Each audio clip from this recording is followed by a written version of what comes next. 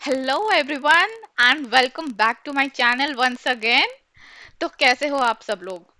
बढ़िया, सब भला चंगा। I hope all of you are doing so great in your life.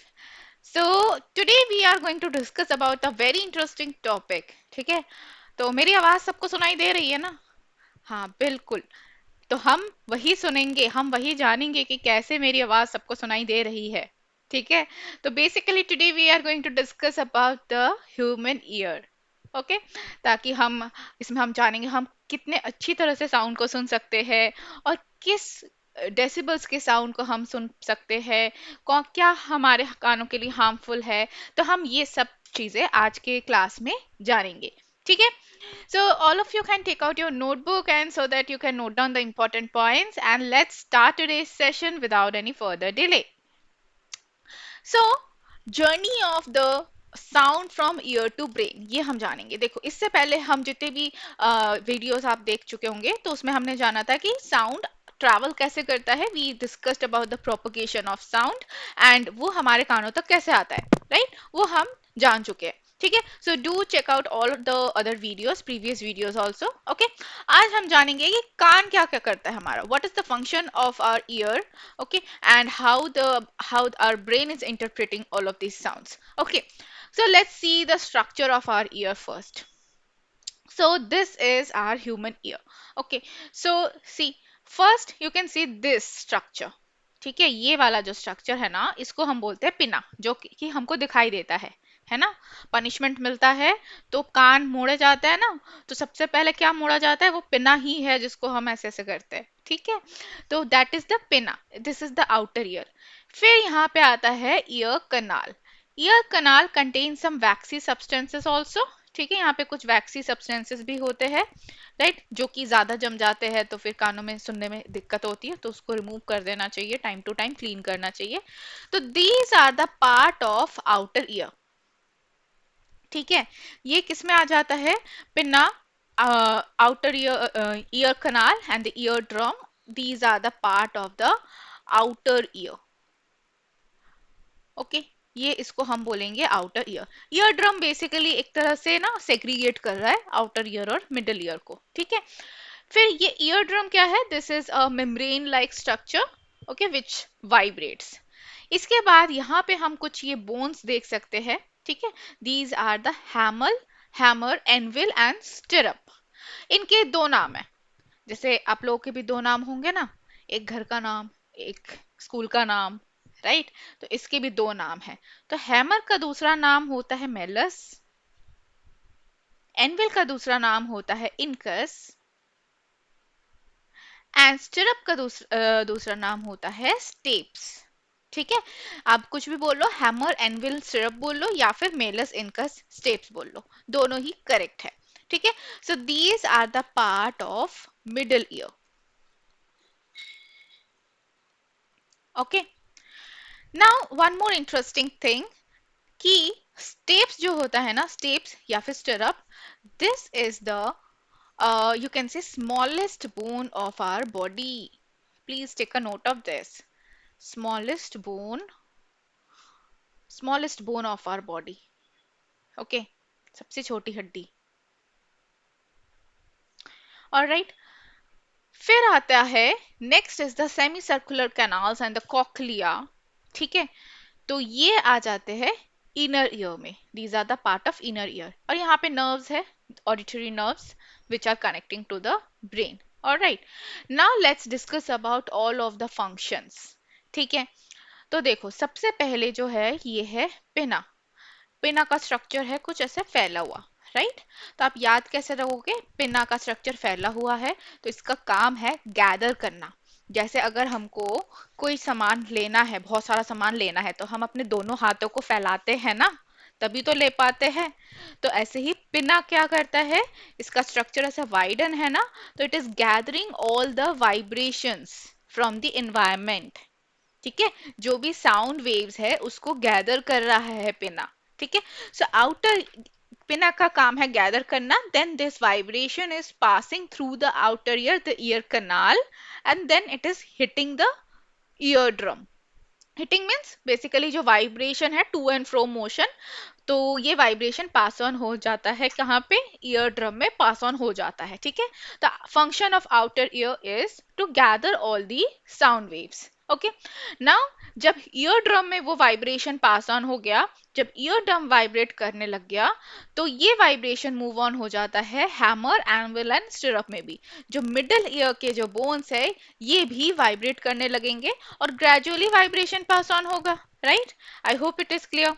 तो अब ईयर ड्रम में जब वाइब्रेशन मूव होता है तो you can see first in this flow chart आप देख सकते हो, sound energy is collected by this pinna और the auricle, which the part of the pinna, and channelized into the ear canal में channelize हो जाएगा, ठीक है।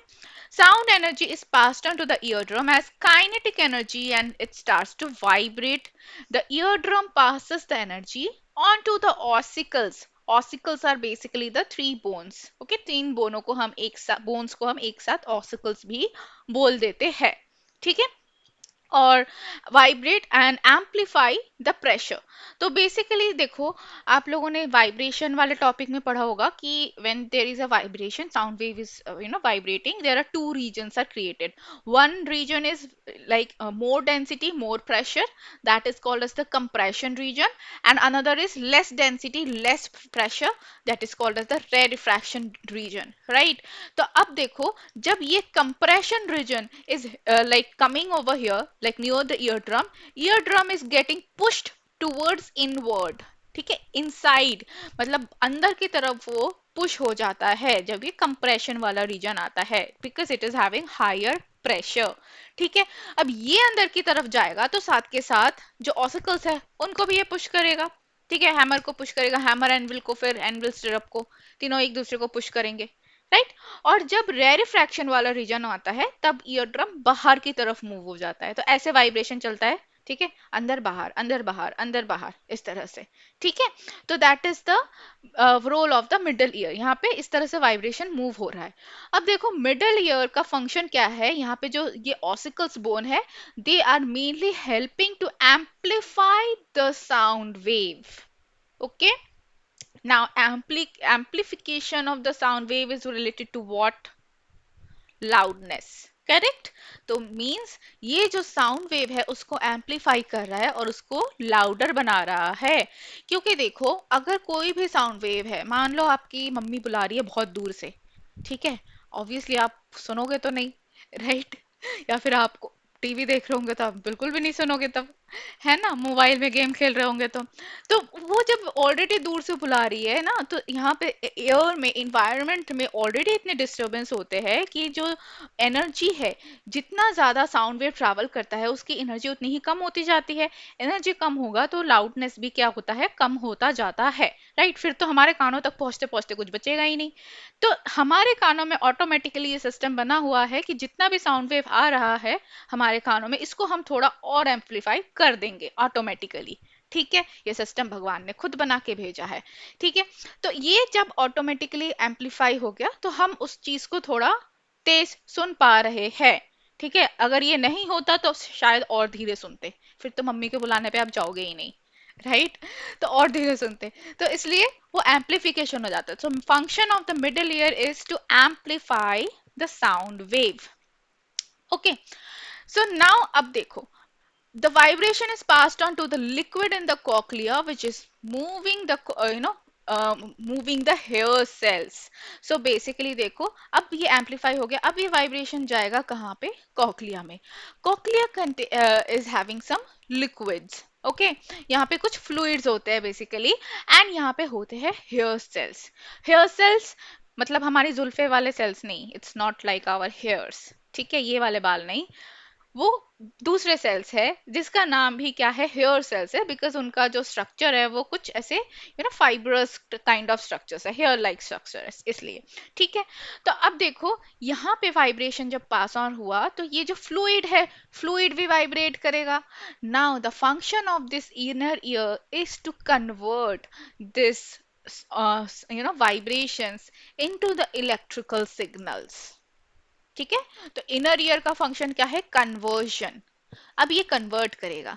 यहाँ पे जो हेयर सेल्स होते हैं ना, ये होते हैं कुछ 12,000 to 15,000 hair cells are there. जब हम पैदा होते हैं तब इतने हेयर सेल्स होते हैं, सिर्फ इतने ही होते हैं। ठीक है। अब ये हेयर सेल्स का फंक्शन होता है, it is detecting the frequencies of the sound wave. जैसे अगर आप कोई म्यूजिक सुन रहे हो, तो एक ही म्यूजिक में कितने different types of pitch use use किया जाता है। ये ना, मेल सिंगर होगा, फीमेल सिंगर होगी, और म्यूजिकल इंस्ट्रूमेंट्स होंगे। तो there are so many frequencies in one single line of music, है ना। एक ही म्यूजिक के एक लाइन में कितने सारे पिचेस, कितने सारे फ्रीक्वेंसीज होंगे। करेक्ट। तो हेयर सेल्स का फंक्शन होता है फ्रीक्वेंसीज को डिटेक्ट करना, डिफरेंट फ्रीक्वेंसीज को। अब ये हेयर सेल्स, जब मैंने बताया कि ये जब हम पैदा होते हैं ना, ड्यूरिंग बर्थ इतने हेयर सेल्स होते हैं, तो क्या जिंदगी भर इतने ही रहेंगे? नहीं, ये कम होते जाते हैं। It number of the hair cells decreases. कैसे डिक्रीज होंगे? एज के साथ साथ डिक्रीज हो जाते हैं। ठीक है।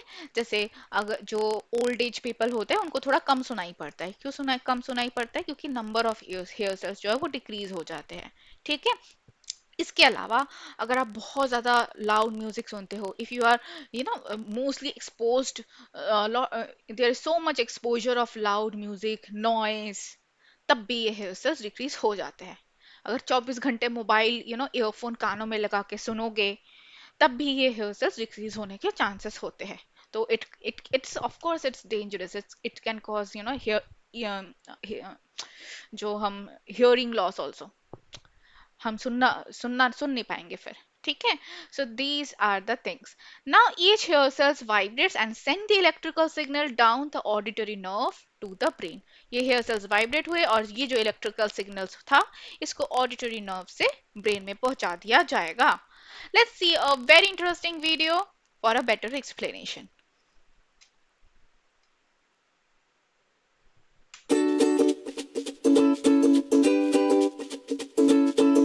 Have you ever wondered how sounds make their way from the source all the way to your brain? Take a trumpet, for instance. When it's played, it makes sound waves in the air. The outer ear catches the waves, which then travel through a narrow passageway called the ear canal. The sound waves reach the eardrum, which is a membrane roughly half the size of a dime. They make the eardrum vibrate, which in turn vibrates 3 tiny bones called the malleus, incus, and stapes. These bones amplify or increase the sound vibrations and send them to the cochlea. The cochlea is shaped like a snail and is the size of a garden pea. It is filled with fluid, and the sound vibrations make this fluid ripple, which creates waves. Hair-like structures called stereocilia sit on top of hair cells and are grouped together as hair cell bundles inside the cochlea. The hair cells inside the cochlea ride these waves, and the hair bundles are moved. The hair bundle on top of the hair cell turns these movements into electrical signals. As the hair bundles are moved, ions rush into the top of the hair cells, causing the release of chemicals at the bottom of the hair cells. The chemicals bind to the auditory nerve cells and create an electrical signal, which travels along the auditory nerve to the brain. Different hair cells respond to different frequencies of sound. The hair cells at the base of the cochlea detect higher-pitched sounds, such as a piccolo or flute. The hair cells toward the top of the spiral detect progressively lower-pitched sounds, such as a trumpet or trombone. At the very top or apex of the spiral, the hair cells detect the lowest-pitched sounds, such as a tuba. The auditory nerve carries the electrical signal to the brain, which interprets the messages as sounds that we recognize and understand. All right, nice explanation. So now you understand there are different regions in the cochlea which are having different hair cells, and those different hair cells are detecting the different frequencies of sound. ठीक है। फिर ये सारा सब जाता है brain में, and now brain is interpreting the sound in the form of words. ठीक है। जैसे हम बात कर रहे हैं ना, जैसे मैं अभी बोल रही हूँ, तो ये चीज इसी प्रोसेस के थ्रू आपके कानों में गया, और फिर वहां से कॉकलिया के थ्रू, फिर वहां से ऑडिटरी नर्व के थ्रू कहाँ गया, ब्रेन में। और ब्रेन ने मेरे जितने भी टोन्स है, फ्रीक्वेंसीज मैं जितने भी प्रोड्यूस कर रही हूँ, लाउडनेस है, जो वॉइस मॉड्यूलेशन है, ये सारी चीजों को ब्रेन एक साथ कंपाइल करके इंटरप्रेट करता है। ठीक है। So these are the functions of the human ear. So everything is written over here. You can take the notes. You can pause this video and take the notes. Okay, we have discussed all of these things. चलो आगे बढ़ते हैं अब। तो अब जब मैं बात कर रही हूँ, तो I hope my voice is soothing for your ears, right? It's not irritating. ठीक है, ऐसा मत बोलना कि इरिटेटिंग है। But there are some sounds which are irritating for us, right? कुछ साउंड, जैसे अगर आप रोड पे जाओगे, हॉर्न का पैपू पैपू होता रहता है, गाड़ियां बजती है, इतना आवाज आता रहता है, ये सब क्या है? All of these are irritating, right? इनको हम बोलते हैं noise pollution. So the sound which is irritating for our ears and it can cause damage to our ears, those types of sounds are called as noise pollution. Clear? Okay, एक और चीज मैं यहाँ पे ऐड करना चाहूंगी, जैसे music is soothing for our ears, right? Music सुनना सबको अच्छा लगता है, बट अगर आप उसी म्यूजिक को बहुत हाई वॉल्यूम में सुनोगे, वो भी बहुत ज्यादा टाइम तक सुनते रहोगे कंटिन्यूअसली, तो तब भी वो इरिटेटिंग हो जाएगा। ठीक है, और उसमें चांसेस है कि हमारा ईयर भी डैमेज हो सके, हो जाए। ठीक है, जैसे डीजे वगैरह में बहुत तेज लाउड म्यूजिक बनाया जाता है, बजाया जाता है, कभी कभार तो इतना लाउड होता है कि आसपास में अगर कोई घर है उसके विंडो तक वाइब्रेट करने लग जाते हैं। ठीक है, तो वो that is also a kind of noise pollution. So let's see what are the categories, noise pollution. हम कौन सी चीज को हम नॉइस पोल्यूशन मानेंगे? तो see you can you know that loudness का जो यूनिट है वो डेसिबल्स होता है, राइट? तो उसके अकॉर्डिंग हमने सबके जो डेसिबल्स हमने मेजर कर लिए। ठीक है, जैसे ब्रीद, हम जब सांस लेते हैं तो दैट इज 10 डेसिबल्स, हमको पता भी नहीं चलता, सुनाई भी नहीं पड़ती हमको, है ना? फिर है रसल्स ऑफ द लीफ, जब पत्ते झड़ेंगे, या फिर विस्पर, दैट इज 30 डेसिबल। ठीक है, जब हम बात कर रहे हैं ना, not whispering, like normal talking, उसमें भी हमारा जो डेसिबल होता है 35 डेसिबल्स के आसपास होता है। ठीक है, रेफ्रिजरेटर का साउंड 40 डेसिबल्स। तो ये सब क्या है? ये फेंट साउंड की कैटेगरी में आते हैं। ठीक है, इससे ऊपर बारिश की आवाज किसको नहीं पसंद? सबको पसंद है आई गेस। तो that is the 50 decibel sound. Okay, फिर हम जब कोई बात कर रहे हैं, थोड़ा तेज बोल रहे हैं, दैट इज 60 डेसिबल्स। कार का हो जाता है 70। अब देखो यहाँ पे आ जाता है लाउडनेस, कार के लेवल से 70 से आ जाता है लाउड साउंड।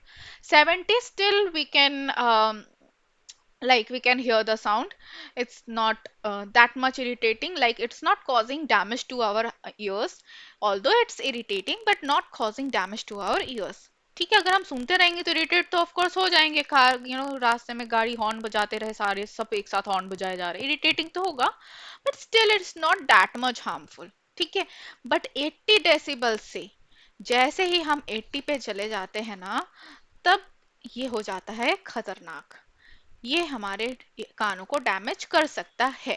ठीक है, फिर आते हैं, ये देखो, पुलिस की सायरन, ये firecracker, rocket launch, alright, all of these are so loud sound. ये तो एक बार में ही कान को बहुत ज्यादा डैमेज कर सकता है। तो बेसिकली जैसे ट्रक की वॉइस है, अब ऐसा नहीं कि आप बाहर गए, रास्ते में गए और ट्रक की आवाज सुन ली और बिल्कुल कान खराब हो गए, ऐसा नहीं होता है। ठीक है, उसका एक लिमिट होता है। जैसे आपको इनिशियली हेडेक होगा, एंजाइटी होगी, ठीक है, ये सारे सिम्टम्स होते हैं। एंजाइटी होने लगेगी, स्ट्रेस फील होने लगेगा, इरिटेशन फील होगा। ठीक है, तो इनिशियली तो ये सिम्टम्स होते हैं। ग्रेजुअली आप धीरे धीरे करके, अगर आप डेली एक्सपोज होते हो इस चीज से, और बहुत ज्यादा एक्सपोजर होता है इन सब चीजों से, तो जो हेयर सेल्स है वो डेड होने लग जाएंगे। ठीक है, ऐसा नहीं कि अगले ही दिन आप सुनना छोड़ दोगे, वो धीरे धीरे करके डेड होने लग जाएंगे और सुनाई फिर कम लगेगा। फिर आपको, जैसे अगर मैं हम नॉर्मल वॉइस में बात कर रहे हैं ना, वॉल्यूम में, आप बोलोगे कि अरे वॉल्यूम इंक्रीज कर दो क्योंकि हमको नहीं सुनाई पड़ रहा, उस सेम पर्टिकुलर वॉल्यूम में आप बोलोगे अरे ऊंचा बोलो ना। ठीक है, तो वो चीज आ जाती है और फिर धीरे धीरे फिर जो हियरिंग लॉस है वो भी होने लगता है। ठीक है, so that is it for today's topic students. I hope this is clear to all of you. Okay, so thank you for watching my video, and if you like it, please hit the subscribe button and hit the like button also. आप comment कर सकते हो कि आपको next video क्या देखना है। Okay, so take care, have a nice day all of you, bye bye, see you soon in another video.